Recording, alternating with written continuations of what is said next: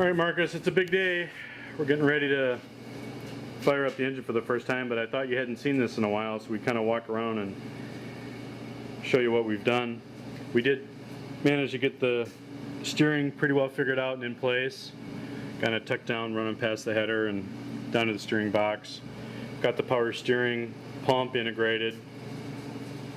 That should all, we'll find out when we fire it up if that all works. The fittings down to the rack and everything. Here's what we did on the front to get past some of those spring pocket alignment issues. You can see there's a pretty big difference when you look at it down from the top between the upper control arm and the lower control arm, especially where that spring sits. So the idea here by going to this coilover piece is it still works up in the upper pocket and sits real nice and still gives us a nice mounting perch down to the lower. And I think with a little bit of fine tuning, I think this will work without having to get real out of whack. So that all kind of came in. We took all the ball joints out, put in the new rubbers, cleaned that all up, cleaned up the threads and all these, made sure the tapers were clean, and got that all back together on both sides. So the steering and the suspension up front should be good to go. This is the radiator. You can see we just have a temporary mount as we're working on it with the front fender and assemblies off. You've been seeing the front serpentine setup in some of the pictures here. We're just kind of have everything connected. The air conditioning, the water pump, power steering, the alternator, the idlers. So the heater hoses that'll eventually run up into the cab.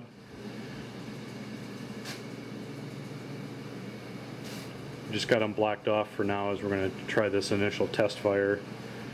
The wiring is actually fairly involved, but at the same time I guess pretty straightforward. There's a lot going on down here at the starter. Really this is where the main power for the whole system gets set up. That's this kind of main harness running in on this side. Went to this crane electronic ignition that will use a ballast resistor yet to work with the coil. That all seems to be a pretty decent system that's came in pretty well. I tried to run as much of the vacuum lines off the back of the carburetor, with the only one running up to the front is the timed vacuum that we'll use to run the vacuum advance on the distributor. So everything there is pretty much ready to go.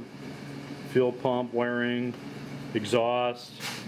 Right now we've just got two straight duals with glass packs out the back. We'll go underneath here in a second and show you how that is coming together. The inside's coming along. Kind of got a throttle pedal assembly in place. The wood block is just the brake pedal. This kind of looks like a big mass of wire right now with the wiring harness assembly, and you can just, if I can sneak it in here, you'll see the fuse block assembly up under the dash.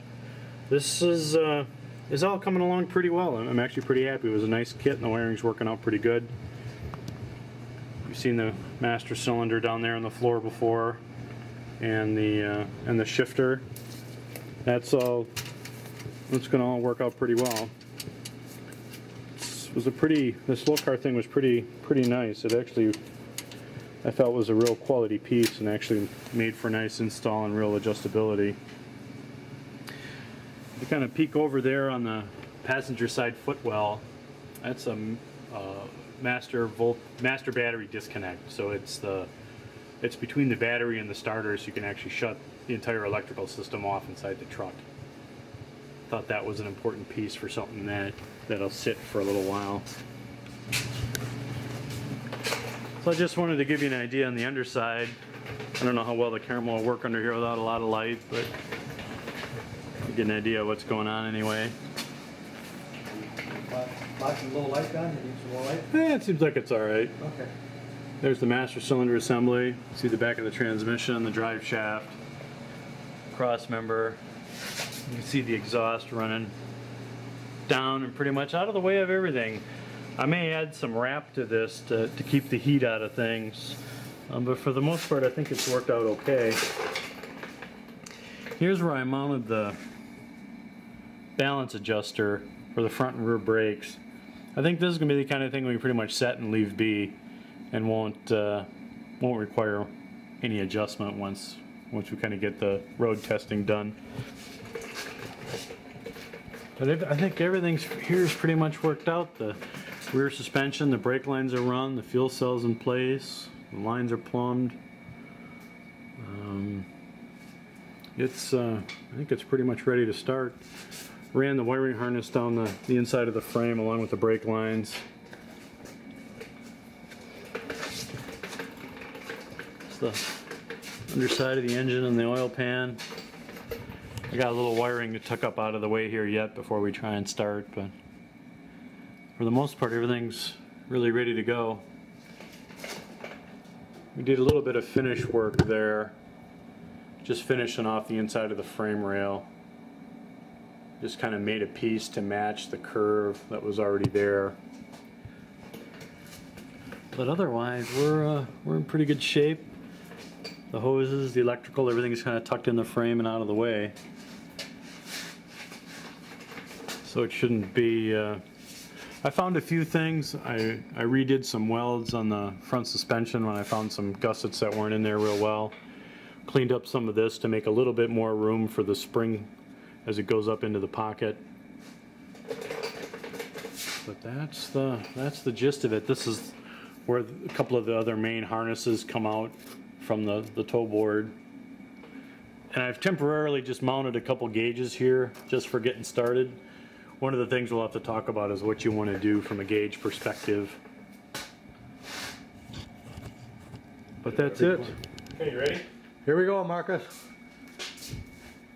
So we think everything's good. We got oil, we got trans fluid, there's grease in the differential, there's power steering fluid, there's coolant, there's power. Turn the switch on. Let's see what it does. We've been cranking it over with the spark plugs out, so we know that we've got oil pressure with no ignition and no fuel. So that way we know we've kind of pre-lubed everything before we try and put compression to it or actually try and put the spark to it. So that's all done and ready to go. We pre-bled the fuel line. I think it should just go. You ready? We're ready.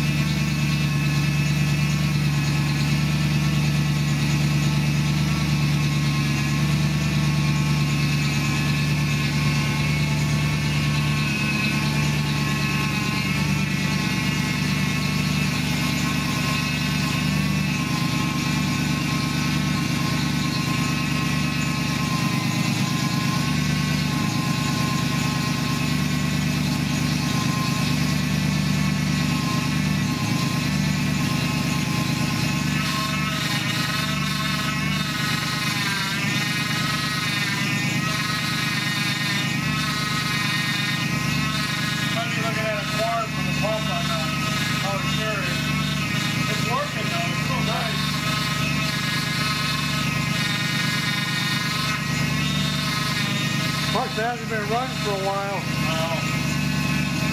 It may quiet down after it warms up a little bit.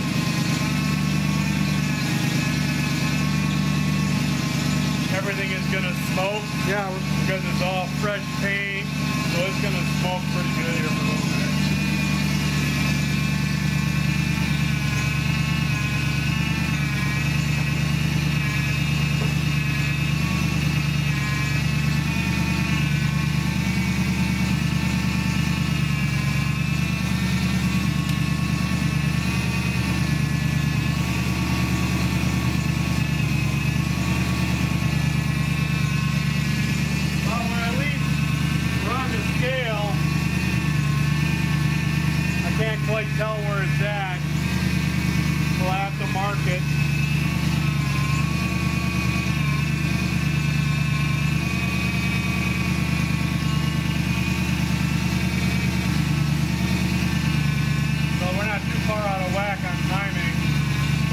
tell me you're on the money almost.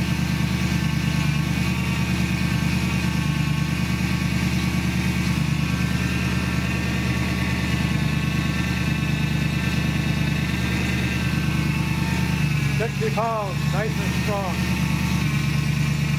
Fluid go down? No. Getting quieter already. Yeah. As it warms up. I see there's a lot of foam. So We're getting the air out. a lot of Yeah. air out. You want to pull that tap to see if you got a lot of vacuum? Yeah. Tuck your hand in.